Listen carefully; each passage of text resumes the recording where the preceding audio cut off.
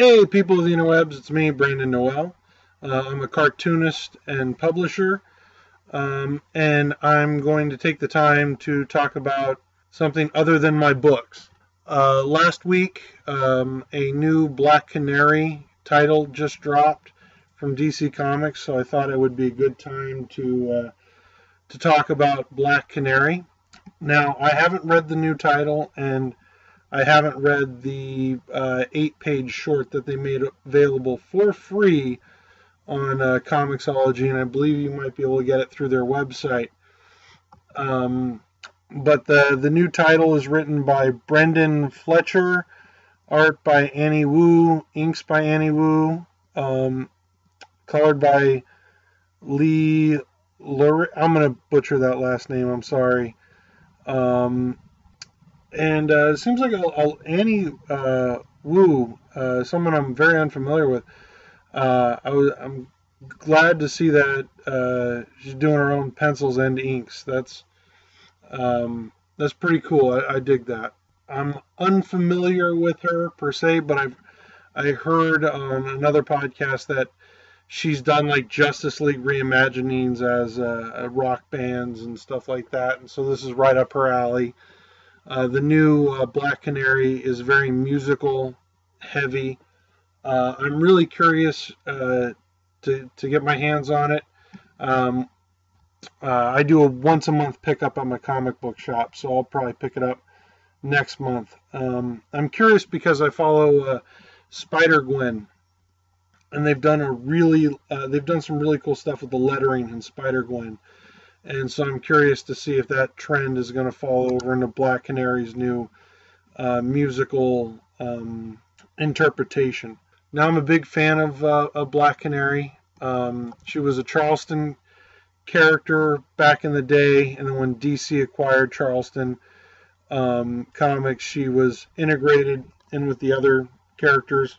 DC does that sometimes. Black Canary was created by Robert Kanigher. I'm going to butcher that name again. And Carmine Infantino, legend of the industry. Now, I'm a bigger fan of Black Canary when she's with Green Arrow. That's just my own personal taste because I'm a big Arrow fan. And I always saw her as more of a supporting character for Green Arrow than anything else. But I'm open to new interpretations. I'm glad to see that they're doing something different with her, shake it up. You have to do different things with these characters. That's why they're able to stick around. I got into a conversation yesterday. This is going to go real nerdy, deep cuts. But I got into a conversation yesterday about the blue and red Superman. In the 90s, they redesigned Superman, and looking back, it's a pretty goofy redesign. But you have to do things like that to keep things fresh.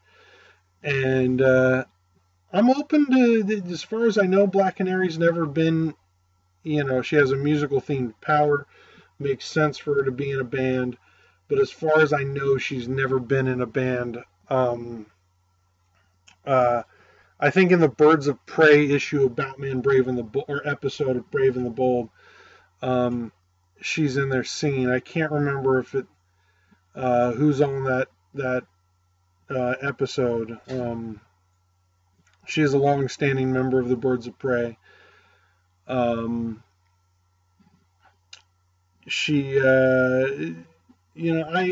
haven't seen a whole lot of her in the New 52. I was a big fan of the New 52 in the beginning. But I'm glad to see what they're doing with it, or they're trying to switch it up. Larry Lance. I know she's going by her maiden name in the new book, which threw me off for a moment, because in the new title, Diana. Oh no, it's Diana Lance. Yeah, Diana Lance. Maybe I was just misinformed. Like I said, I haven't read the book as of yet, but I hope it does well. I like it when DC takes these kinds of risks and does these kinds of things. I'm a big fan of the Spider-Gwen, which I felt like had a niche on that, because the Spider-Gwen books, this is going to sound really nerdy, really does feel like an action comic / Josie and the Pussycats. Like, I feel like they found a nice, like, okay, this is how you do a book where your lead is in a band. So I'm curious to see what happens. My personal my personal favorite take on Black Canary is, the mother hen, like in Young Justice, or when Roy Harper became a drug addict, and Green Arrow just kind of let his sidekick, just like, well, you screwed up, you're going to have to deal with this. She's the one who helped him get through the withdrawals, helped him get into a program, helped him get his life back together. So I always saw her in that kind of role. I don't know if she's de-aged in the new book. I'm going to pull up the sneak peek right now.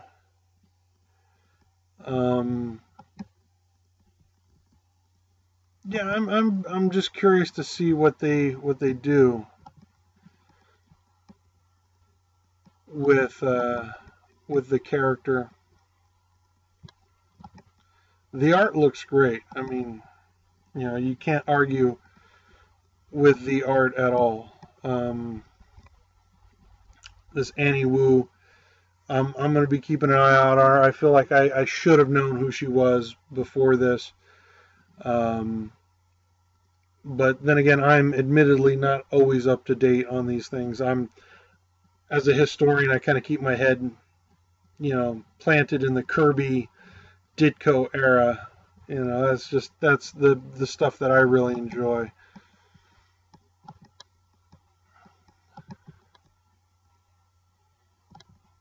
Yeah, all in all, with the new DCU, I've been, for the most part, really happy. Looking at the first 8-page preview they threw out of Black Canary, it's not my Black Canary, but it doesn't mean it's wrong. The art looks really good. I'm not too happy on some of the background color choices, but that's very nitpicky, very nitpicky. There's a panel on one of the pages where they actually use negative space really well. But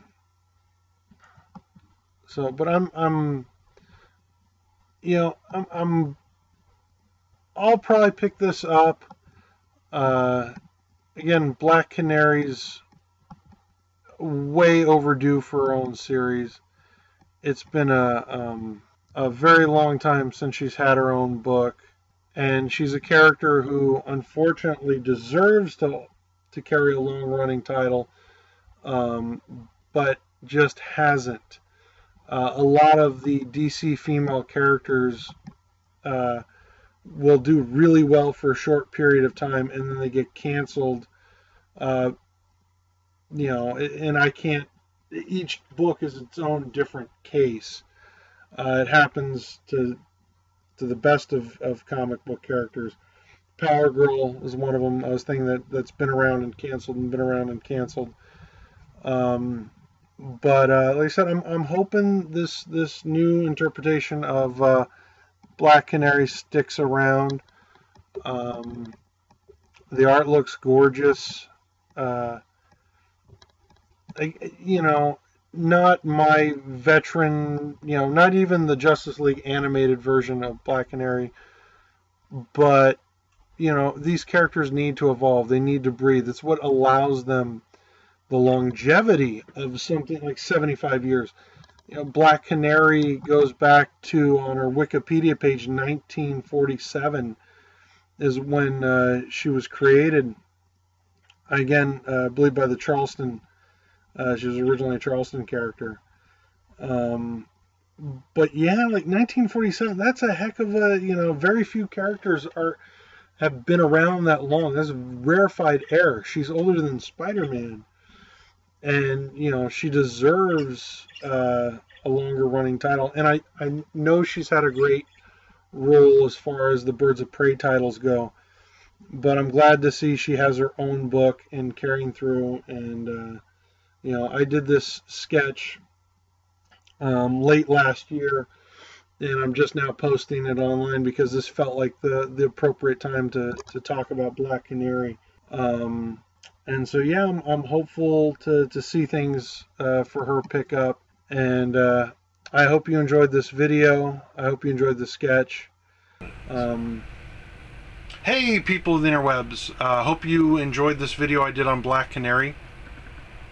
Now, in addition to being a cartoonist, I'm also a sword fighter and co-founder of the Lamaya Knights, a non-profit organization.